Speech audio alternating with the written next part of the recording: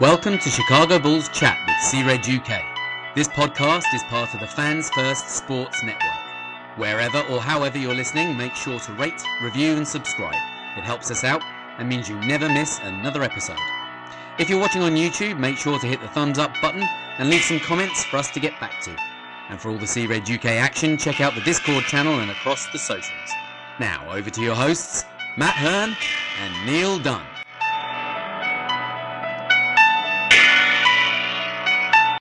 Hello and welcome back to Chicago Bulls Chat podcast, part of C-Red UK. Just me tonight, Matt. I've given Neil the weekend off. As you can see from my surroundings, I am at work. It is a Sunday, but bills need to be paid. So just wanted to do a video to get back on track. It's been a bit of a crazy week. Obviously, the last videos we dropped were on the Mataz Buzelis pick. We've had quite a lot of Bulls news since then. And obviously free agency officially opens at 11 p.m. our time tonight. It's currently just gone 7 p.m. So trying to get this out there before all of that. So since the pick, obviously we got the news that the Summer League, the release of the Bulls Summer League schedule. Now, the first game is on the 13th of July, and these are in UK times. If you're listening in Chicago or wherever, obviously 6 hours off for Chicago time or Central time. So the first game is 9:30 p.m. against the Bucks on Saturday the 13th. That is, like I say, that is UK time.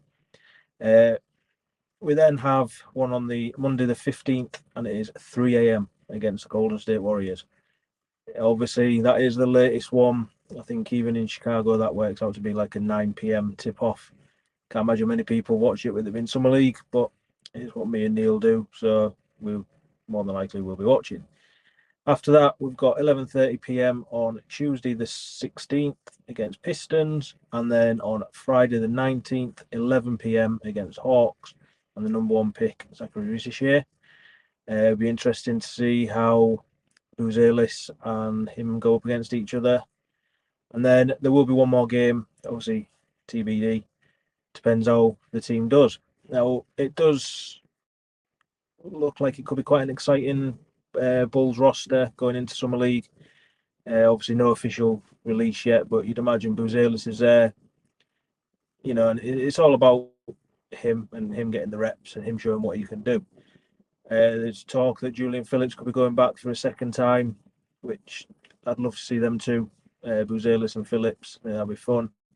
I've heard Bittim's name mentioned, Sanogo's name mentioned, and obviously after round 2 of the draft, they did pick up Marcus Damask, I think that's how you say his name, Damask,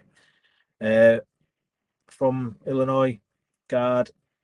Chances are, it's an Exhibit 10 deal.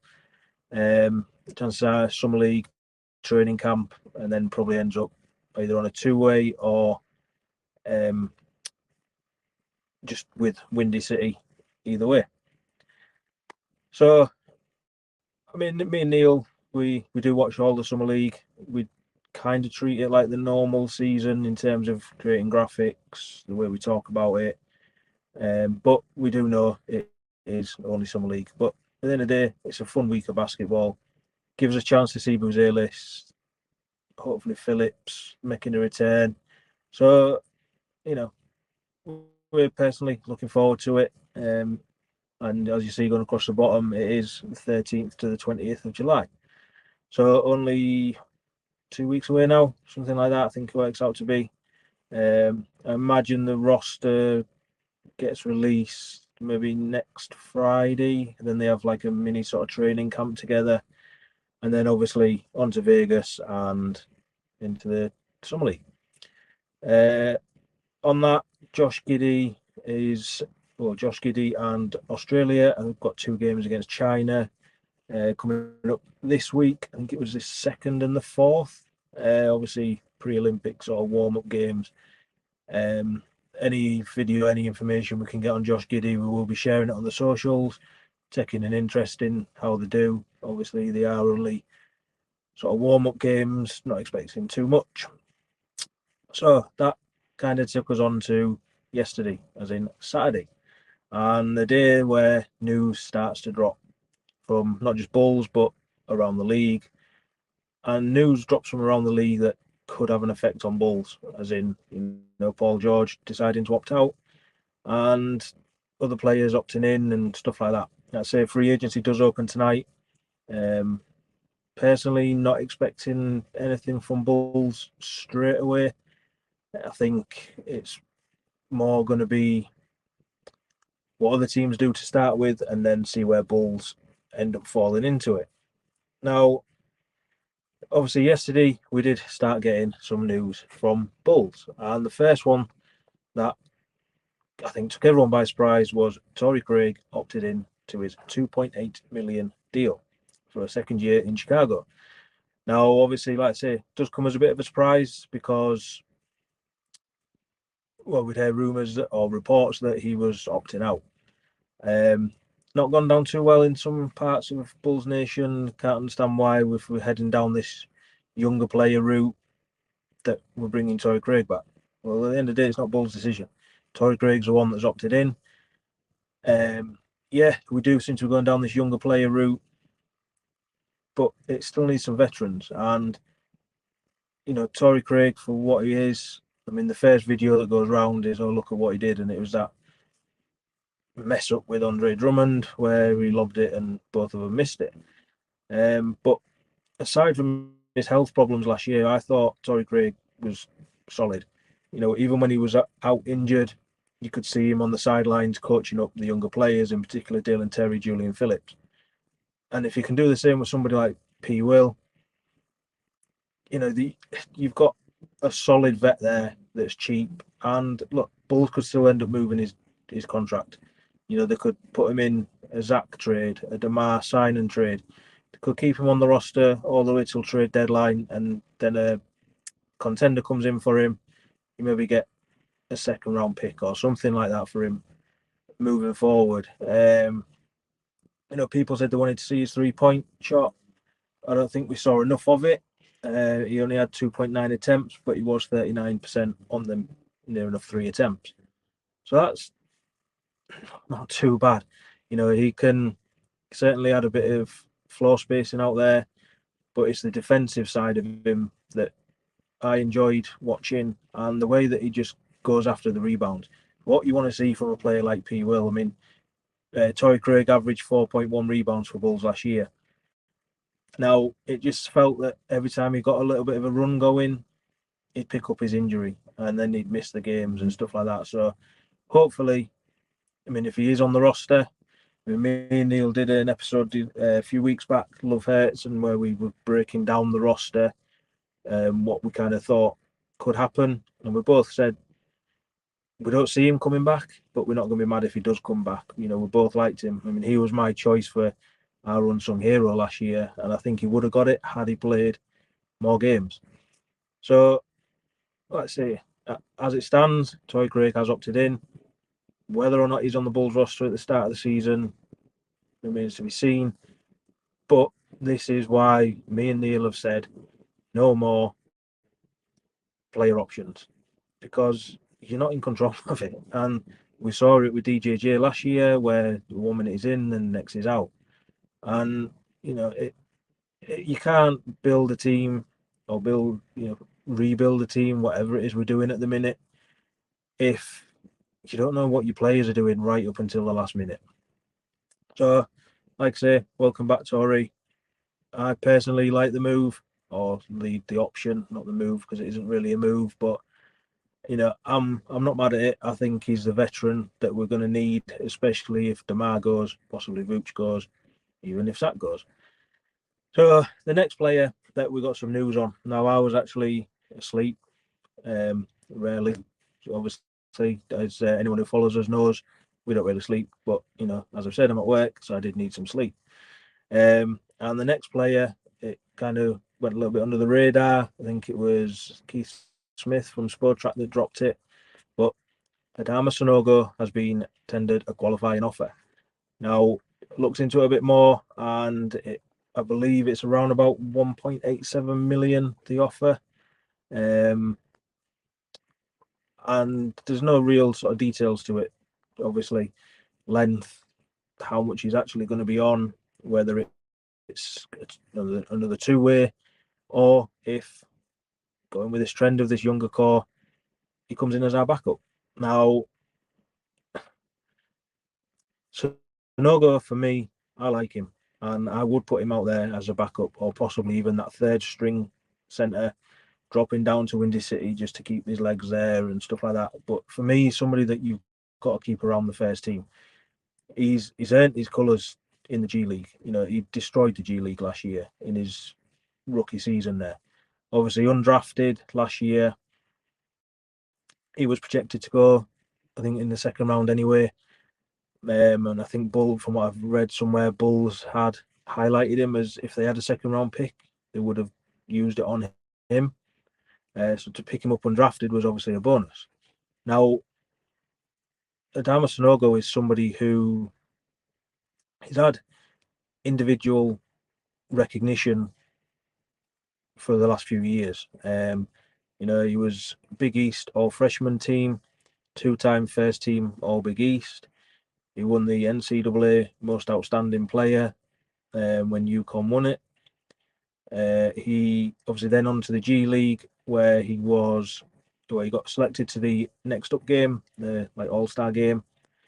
He then made the All G League rookie team and All G League third team. So he's got something there, you know. People say that he's too small. He's listed the same height as Bam Adebayo, and I think he's also got a similar wingspan to Bam Adebayo.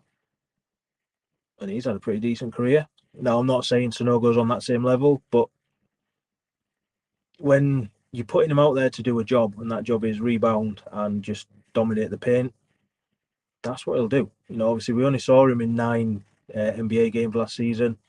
Everyone remembers the 22 points, 20 rebound game against Wizards. Apart from that, it was a bit of garbage time. He did have a game against Sixers where I think he played something like 9 minutes and he got 8 points, 6 rebounds. You know, to me, that's what you're putting out there to do. And as a backup, if whoever the starter is, we'll use Vooch because obviously that's the way it is at the minute. If you take Vooch off and put Sanogo in, he's going to tire out the opposing big man because he's just a menace in the paint. He's dominant in the paint, and you're not moving him. I imagine it'd be the equivalent to jumping into a fridge constantly. You know, you're just jumping into it. You're going to tire yourself out. You're going to wear yourself down. You know, and yeah, his game isn't that of the modern big man, and it does lead to there's a lot of other podcasters, creators, whatever you want to call them, who sarcastically go, "Oh yeah, Adama Sanogo, he's the man. He's yeah." And that's great. That's their opinion. You know, at the end of the day, they get paid to give their opinion. I'm giving you my opinion for free. My opinion is, I like it. You know, put him in there as the backup. At the end of the day, the way things are going, people are also looking at this team right now and saying, that's not going to win you 30 games. Well, only a few months back, Bulls fans were also saying, we need to tank. We need to keep that top 10 pick next year. Well, why not throw Sanogo out there then? You know, if we're not going after the wins as such, if we're not, you know, it might only be a 1 year, 2 year deal. Who knows? You know, until it's all finalised, there's no point trying to pick the roster apart, I don't think. So then the last one, or the last big bit of news, and probably the biggest bit of news, is that Patrick Williams, P. Will, has verbally agreed to a deal. 5 years, 90 million, which is 18 million per year. And I believe the 5th year is a player option, you know, standard. Obviously 22 at the minute, takes him pretty much up and through into the peak of his career. And as I've got going across the bottom, prove it. That's all we can ask now, is you prove it. Now, obviously, anybody who listens to this knows I'm not his biggest fan. If Neil was here, he'd be getting a completely different opinion and a different take, I'd imagine. I'm sure when me and Neil are back together at some point this week, he will want to talk about it and he will be excited about it. Now, I'm not out on P. Will. I don't think he's a bust. I don't think he's everything what a certain section of Bulls Nation say.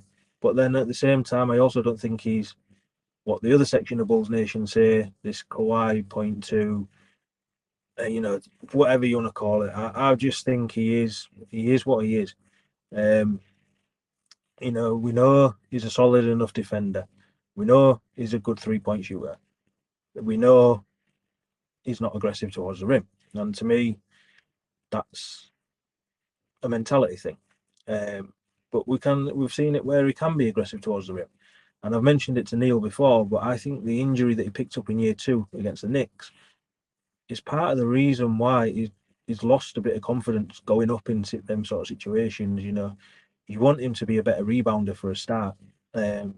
You want him to use his size, his athleticism to get to the rim, whether it is to rebound or if it is to dunk it. 18 mil, I'm not mad at that. Obviously, as the salary cap goes up, looks better and better and better, in my opinion. For a player who we still don't really know, or a lot of people don't really know what he is, or they don't want to admit what he is, it's not a bad deal. I've seen people saying they wouldn't have paid him that much. I've seen people saying they'd have paid him a lot more. Again, it is just opinion.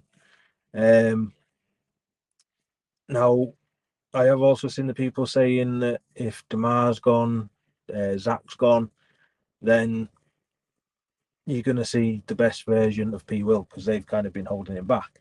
Put the ball in his hands, you're going to see it. Maybe so, but to me, and I've said this before, the only person that's held P. Will back is P. Will. He's had the ball in his hands when them players have been there.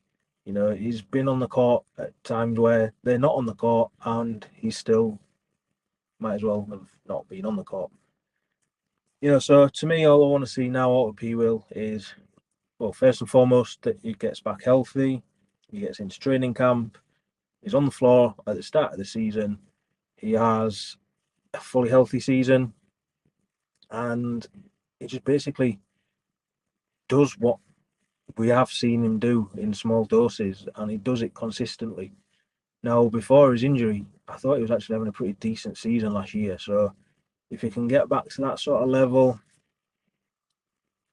then this 18 million is going to look like a steal, to be honest.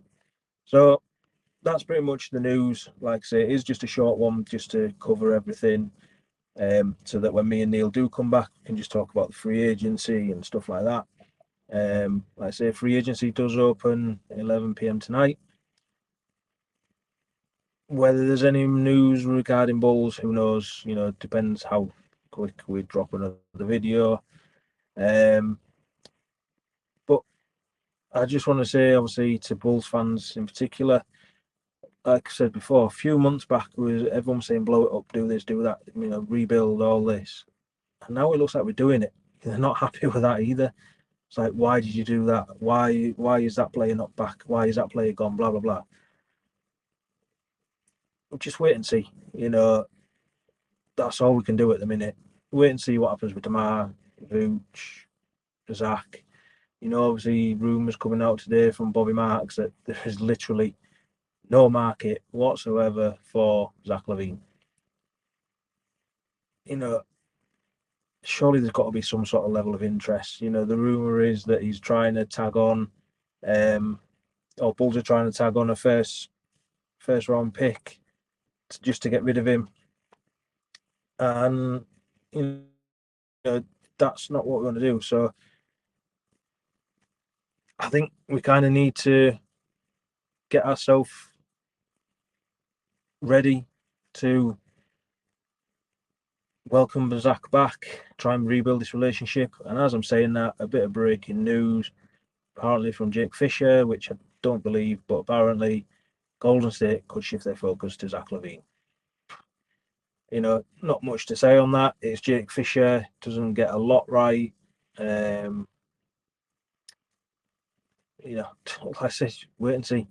I'm not even going to talk about that, because these sort of reporters, like I say, you get one reporter saying there's no market for him. Now you're getting another one saying Golden State are moving towards Zach LaVine.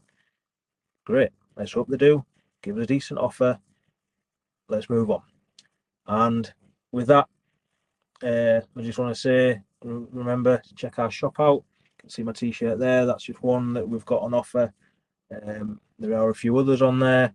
We dropped made the shop live Friday, I think it was. We have had a couple of orders already, so appreciate that. Appreciate the people that have done it. Help us out. Check it out. The link will be in the video description. And yeah, thanks for watching. Like I say, me and Neil hopefully be back at some point next week together. But until then, I'll be Matt. You can find me on Twitter at MattCRedUK, and you can find us on all the socials at CRedUK.